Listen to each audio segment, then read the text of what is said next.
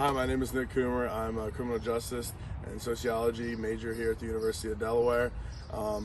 James P. Beckwourth was a pioneer and an explorer. He spent a lot of his time out here in nature, and that's just the way I like to spend my time as well, and this is his story. James Pearson Beckwourth was born in Virginia in 1778.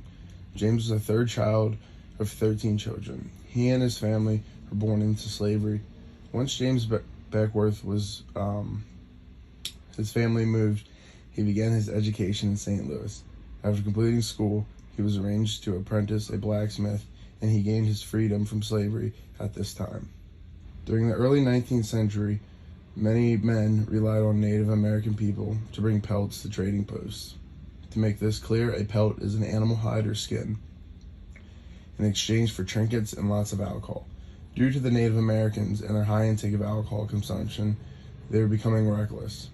Alcohol was then banned for trading pelts. Therefore, the Rocky Mountain Fur Company was created.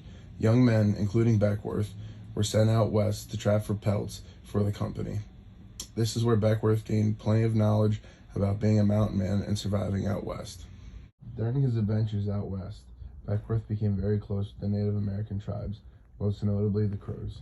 He got close with the tribe, and they ended up inducting him as a member of the tribe. Beckwourth made a business deal for the Crow tribe's pelts to be sold to the Rocky Mountain Fur Company, which he was working for at that time. He went on to remain with the tribe for 12 years and eventually became a chief. He finished working with the fur business in 1837, and in the same year he moved to Florida and left the tribe for a period of time to participate in the Second Seminole War. After being in this war, he gained military experience. He went back out west. He created a trading post between the dividing line of the U.S. and Mexico. His trading post became a welcoming home for Native people and immigrants from all over the world, especially during the winter months.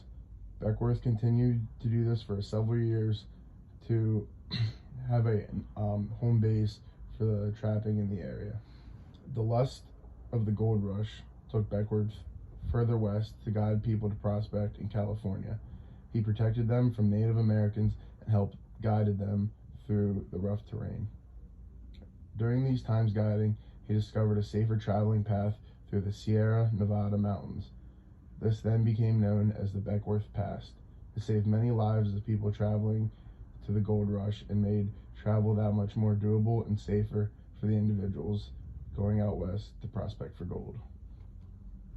In 1855, he was approached by Thomas D. Bonner and he convinced Beckwourth to tell his story, and Bonner would write it down.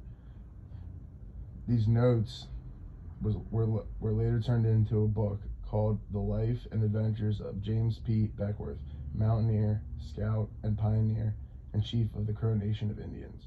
It was the first recorded version of life in the West by a mountain man during this era. At some point after around 1865, Beckwourth was hired to lead a military to find the Afro and the Cheyenne Native American camps in southern Colorado. This was the unfortunate result of the Sand Creek Massacre. During this raid from the military, an estimated 200 to 500 Native Americans were killed, many of them being women and children. This was a dark and depressing time in Beckwourth's life. He was not forgiven by the tribes in the area as they felt betrayed for his actions. Shortly after this occurred, he left his military role out west. At this time, Beckwourth was 69 years old. He began to fall ill. He returned to the Crow Native American tribe and would be laid to rest with them. He was buried on a platform in a tree near the village, and he was honored as a Crow warrior, a typical tradition done by the Crow village.